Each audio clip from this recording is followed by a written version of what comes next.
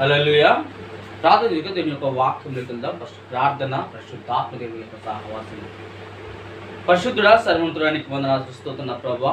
నీవే గొప్ప దేవుడు అనుచున్న ప్రభా. నీవు తప్ప ఈ లోకంలో ఎవరు లేరు కనుకనైనా ప్రభావ మీరే సహాయం చేయమనుచున్న ఈ పక్షాన ప్రభావ మేము నిలబడి ఉన్నాం కనుక మీరే మాతో మాట్లాడి సహాయం చేయమని తండ్రి కుమార పరిశుద్ధాత్మ త్రియేక నామములో ప్రార్థించవచ్చున్నాం తండ్రి. ఆమె తండ్రి కుమార పరిశుద్ధాత్మ దేవుని మహిమకులు గాక. దేవుని యొక్క నామ మహిమకులను గాక. హల్లెలూయా. ప్రియమైన కుమార కుమార్తె పరిశుద్ధాత్మ దేవుడు ఈరోజు మనతో మాట్లాడుతున్నాడు. హల్లెలూయా. దేవుడి యొక్క ప్రణాళికత ఎలా అయితే ఉందో అలా జరగడానికి పరిశుద్ధాత్మ దేవుడు ముందుకు వెళ్తున్నాడు. హల్లెలూయా. ఈరోజు ముఖ్యంగా మీ అందరికీ స్నేహితుల దినోత్సవం. హల్లెలూయా. హల్లెలూయా. కనుక ప్రియమైన కుమార కుమార్తె నీ లోకానుసారమని యొక్క స్నేహితుడు, ఈ యొక్క లోకానుసారం యొక్క ఫ్రెండ్షిప్, నీ యొక్క లోకము సారమైన ఫ్రెండ్షిప్ యొక్క స్నేహము చేస్తూ ఉంటే ఎలా ఉంటుందో తెలుసా? నువ్వు దేవుడికి దూరం అవుతుంది. బైబిల్ యొక్క వాక్యం తెలుపుతుంది. హల్లెలూయా. ఈ భాషికందల ఎందుకో తెలుసా? లోకాసారమైన యొక్క ప్రేమ, లోకాసార యొక్క స్నేహము అది పాపమునకు మార్గము. హల్లెలూయా. అది ఖచ్చితంగా బైబిలే తెలియపరుస్తుంది. ఎందుకో తెలుసా?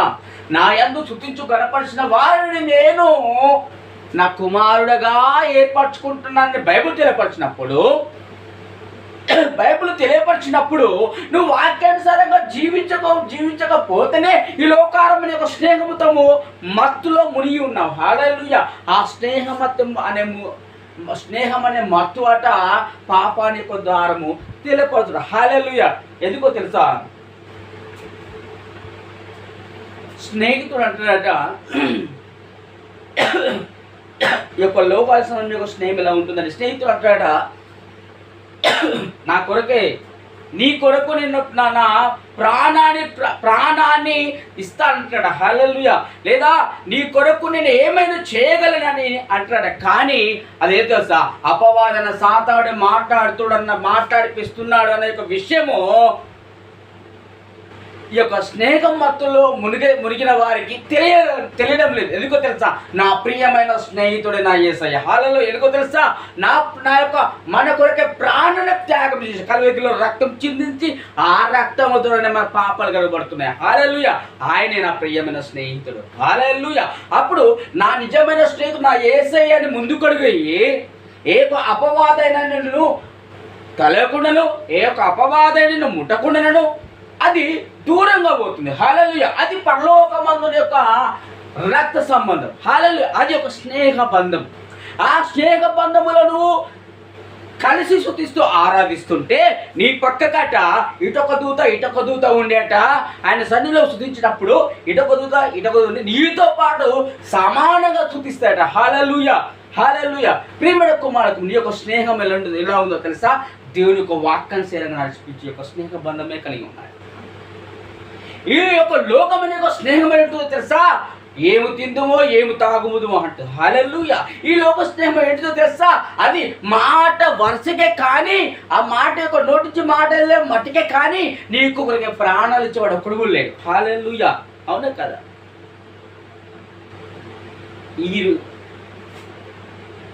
నీకు అవసరం పడ్డప్పుడు నీ స్నేహితుడు, ఈ లోకంలో నీకు స్నేహితుడు రాడు. కానీ అవసరం పడ్డప్పుడు తల్లియు తండ్రియు రాడు.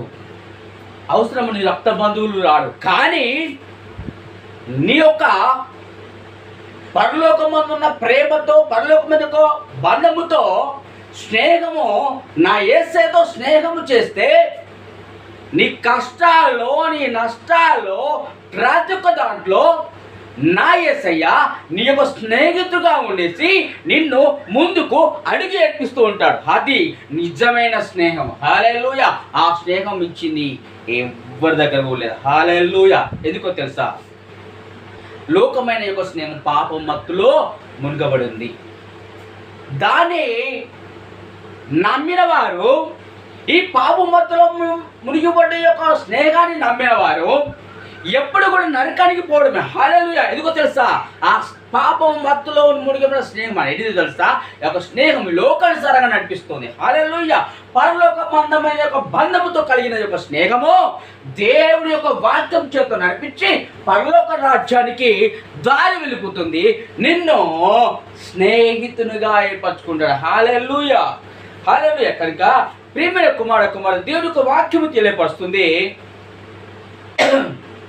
యోహాను 15:13లో మాట తెలియపరుస్తుంది. తన స్నేహితుల కొరకు తన ప్రాణం పెట్టువాడి కంటే తన స్నేహితుల కొరకు తన ప్రాణము పెట్టువాడి కంటే ఎక్కువైన ప్రేమ గలవాడెవడు లేడు. ఎక్కువైన ప్రేమ గలవాడు ఎవరు లేడు, నా యేసయ్య తప్ప. హల్లెలూయా. అవునా? నీ యొక్క స్నేహ బంధము ప్రాణం పెట్టేవాడి కంటే లోకంలో ఉన్నారా?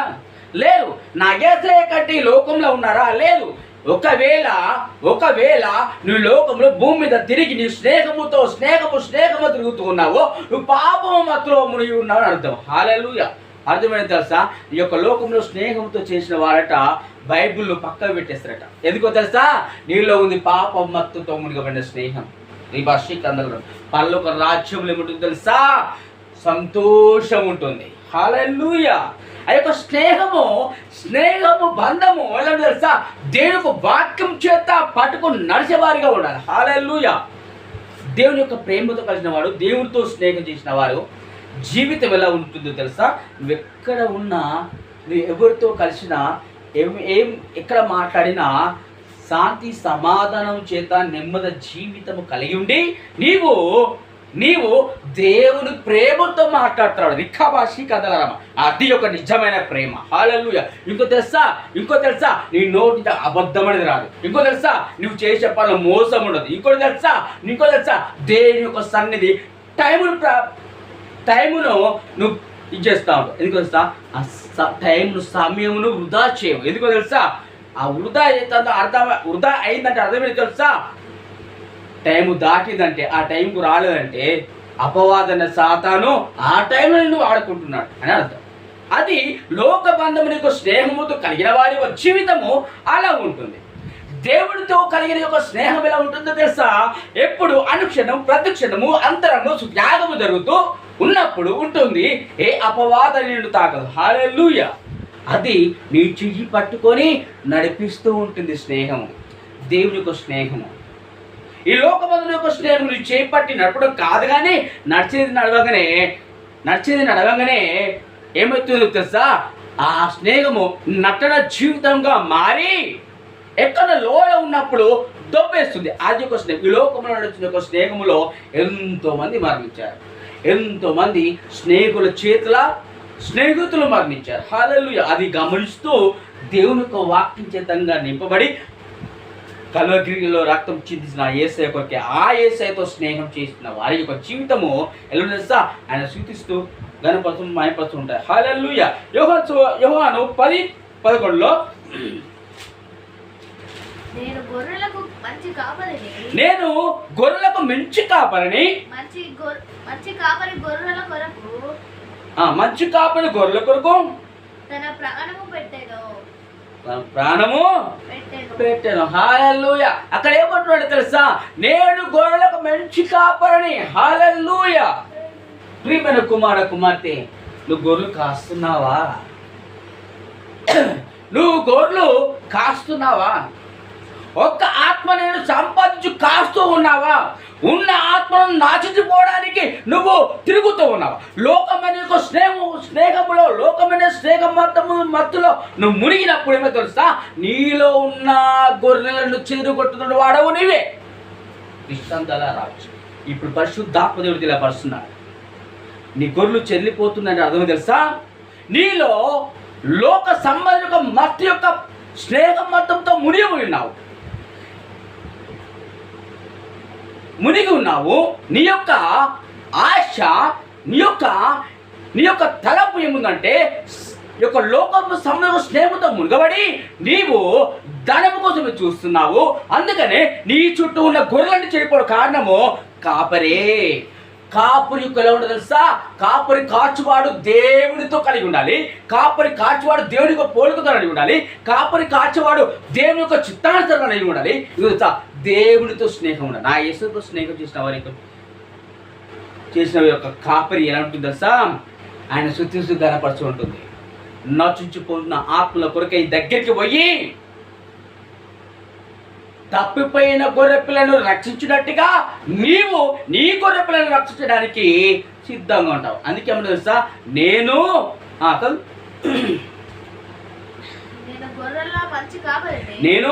గొర్రెల మంచి కాపరిని. మంచి కాపరి గొర్రెలకు తన ప్రాణము పెట్టాను. నేను గొర్రెలకు మంచి కాపరిని. ఇంకోటి తెలుసా? కాపరి తనకు ప్రాణం పెట్టి కాపాడాడు. హల్లెలూయా. నా యేసయ్య కాపరి ఆ యొక్క జీవితం కలిగి ఉండాలి. గొర్రెల కాపాడబడిన తెలుసా? వాక్యానుసారంగా నడుస్తూ ఉంటాడు. ఎవరు చెప్పిన వినడు. అర్థమైనా? ఏ లోకము చెప్పిన వినడు. ఏ లోకం మాటలు పట్టించుకోడు. లోకం ఆశలు వదిలేస్తూ ఉంటాడు. అప్పుడు ఎంత తెలుసా? అప్పుడు ఏమవుతుంది తెలుసా? దేవుని యొక్క ప్రేమతో కలిగి ఉండి ఆ గొర్రెలు కాస్తాడు కాపరి. ఆయనే నిజమైన స్నేహితుడు. హాలరి భాష కదన్నారు. నిజమైన ఒక స్నేహితుడు యొక్క లక్షణము కాపరి యొక్క జీవితంతో పోలబడి ఉంటుంది. హల్లెలూయా. కనుక దేవుని యొక్క కృప ఆయన చిత్తానుసారంగా నడుచుటకు ఆయన యొక్క రక్షణ కేడము దుర్గమై ఉంది. ఆయన నా ప్రియమైన స్నేహితుడుగా ఏర్పరచడానికి సిద్ధంగా ఉన్నాడు. కీర్తన 23:1 యెహోవా నా కాపరి నాకు ఏమీ కలగదు కదా. యెహోవా నా కాపరి నాకేమీ కలగలేదు. నాకే అపాయము రాదు. హల్లెలూయా. ఏ అపాయం వచ్చినా నా కాపరి నన్ను కాస్తూ ఉన్నాడు. యొక్క జీవితంలో కాపరి కాస్తున్నాడని యొక్క కాదు కానీ నీలో అంతరంగంలో త్యాగం కూడా జరుగుతుండ. హల్లెలూయా. అవును కదా. దేవుని యొక్క ప్రణాళికతో ఎలా ఉంది? దేవుని యొక్క ప్రేమ ఎలా ఉంది? అలా కలిగి జీవించే యొక్క కృప పరిశుద్ధాత్మ ప్రతి ఒక్కరికి చేయడానికి సిద్ధంగా ఉన్నాడు. ప్రియమైన కుమార్తె, గొర్రెలు కాచు కాపరివాగా ఉన్నావా? లేదా ఈ లోకంలో నడుస్తున్న యొక్క స్నేహం యొక్క అనే పాపం మత్తులో మునిగి ఉన్నావా?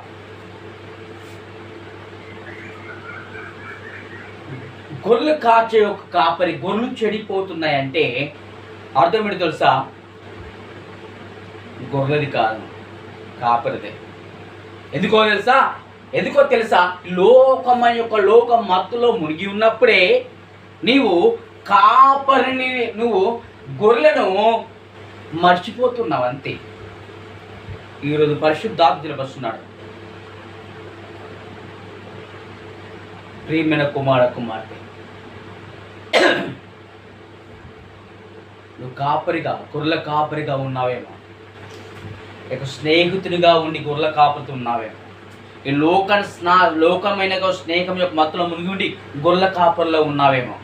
కానీ ఓ కాపరి, నీవు గొర్రెలను మర్చినా ఆ గొర్రెలు నిన్ను మరవే. హల్లెలూయా. అది భాషికందరమ్మా. ఎందుకో తెలుసా? గొర్రెలను కాపలే కాచు కాదు, గొర్రెలు కూడా కాపరి కాయడానికి గొర్రెలు సిద్ధంగా ఉన్నాయి. ఎందుకు తెలుసా? అవి పరిశుద్ధాత్మ అభిషేకించబడ్డ గొర్రెలే.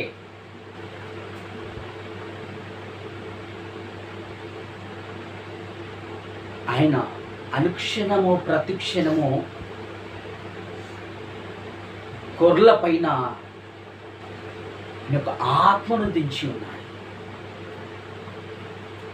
కాపరి కంటే ఎక్కువ ప్రొటెక్షన్ గొర్రెలపై ఉంది. ఎందుకో తెలుసా? గొర్రె ఎక్కడ ఏ పులికి దాడి అయినా, గొర్రె ఏ యొక్క మృగానికి కూడా దాడైనా ఉన్న గొర్రెలన్నీ కాపురికి వచ్చి మొత్తుకున్నా ఆ కాపరి యొక్క పాపం మత్తులో మునుగబడి యొక్క లోక సంబంధం యొక్క స్నేహంతో పాపం మత్తులో మునుగబడి పట్టించుకోపోకున్నా ఆ గొర్రెలన్నీ పోయాట ఆ మృగాన్ని బెదిరిస్తారు. హల్లెలూయా. అది పరిశుద్ధాత్మదేవుడు ఆ గొర్రెలకు ఇచ్చాడు. ఆయన సంకల్పం ఎలా ఉందో తెలుసా? ఆయన శుద్ధించు గనవలసిన వారికి ఆయన ఆత్మను దించుతూ ఉంటాడు. ఆయన దయగలు వస్తామట ప్రతి ఒక్కరి పైన ఉంటుందట. ప్రియమైన కుమార్తె, నువ్వు లోక సంబంధం యొక్క స్నేహం మత్తులో పాపం మత్తులో మునిగి ఉన్నావు. జాగ్రత్త, అది తప్పదు, నరకము. నువ్వు అనుకుంటున్నా కావచ్చు నేను దేవుని యొక్క సన్నిధిలో జీవిస్తున్నాను అనుకుంటున్నా కావచ్చు, పళ్ళకు రాజ్యానికి మెట్టుని ఎక్కుతాను అనుకున్నా కావచ్చు, కానీ ఒక్క గొర్రె మిస్ అయినా కాపరి రెండంతలు తిరిపి తెప్పాల్సిందే. శాంతలారా, ఎందుకు తెలుసా? నిన్న నేడు ఏకరీతిన్న నా దేవుడు నా యేసయ్య. ఆయన మారడు.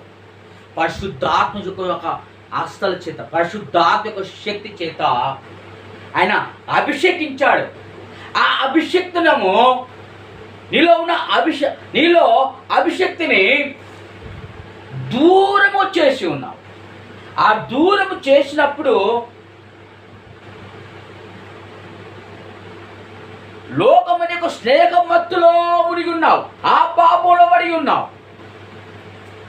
నీవు కాపరి కాచుచున్న గొర్రెల కాపరివైతే ఒక్క గొర్రె చెడిపోయినా, ఒక్క గొర్రె అల్లకెళ్ళి వెళ్ళిపోయినా నీవు ఆ గొర్రెని ఎత్తికి రక్షించాలని యొక్క నీకు ఆరడుతో కలిగి ఉండాలి. ఆ ఆరడుతో కలిగి లేవంటే నీలో ఆత్మ లేదు. ఈ భాష ఇంకో తెలుసా? ఆయన శక్తి, ఆయన యొక్క ప్రేమతో నింపని యొక్క జీవితము దేవుని యొక్క ప్రణాళిక చేత కాపరికి ఉంటుంది. ప్రియమైన కుమార్తె, నీ జీవితం ఎలా ఉంది? ఇప్పుడే మార్చుకో. పరిశుద్ధాత్మదేవుడు మార్చడానికి సిద్ధంగా ఉన్నాడు. నువ్వు కాపరిగా ఉన్నావా? నువ్వు గొర్రెగా ఉన్నావా? కాపరిగా ఉన్నట్లయితే గొర్రెలు జాగ్రత్త బిడ్డ. నువ్వు గొర్రెగా ఉన్నావంటే కాపరిని కూడా జాగ్రత్త బిడ్డ. దేవుడు ఎవరిని కూడా దూరం చేయలేదు, కానీ లోక సంబంధిక స్నేహంలో మత్తుతో పాపం మత్తులో మునిగి నువ్వు దూరం అవుతున్నావు. రిషందల రబ స్మారి కమాండ రూల రాశికందల రబ. దేవుని యొక్క అభిషేకం వల్ల దించబడుతుంది. పరలోక రాజ్యము నుంచి ఎవరైతే ఆయన శుద్ధిస్తూ కనపరుస్తున్నారో వారిపైన అభిషేకము దించబడుతుంది. నీ యొక్క జీవితం మార్చుకో బిడ్డ. అప్పుడే పరిశుద్ధాత్మ దేవుడు తోడై ఉండి నిజమైన స్నేహితునిగా నువ్వు ఏర్పరచుకో. ఆయనే నా యేసయ్యే నిజమైన స్నేహితుడని నువ్వు సాక్ష్యంగా జీవించు. పరిశుద్ధాత్మ దేవుడు ప్రతి ఒక్క ఆశీర్వాదము ఇచ్చును కాక. పరిశుద్ధుడు ఆ సర్వోన్నతుడానికి వందనాలయ్యా. నీ యొక్క కృపా సంకల్పము ఏమైనదో తెలియని మీరు యొక్క మాట్లాడిన ప్రతి ఒక్క మాట నా ప్రభువా యూట్యూబ్ చూస్తున్న ప్రతి ఒక్క బిడ్డ యొక్క జీవితంలో నుంచి మార్చి మీరే సహాయం చేయమని తండ్రి కుమార పరిశుద్ధాత్మ త్రియేక నామములో ప్రార్థించి అడుగుచున్నావు తండ్రి. ఆమేన్, ఆమేన్.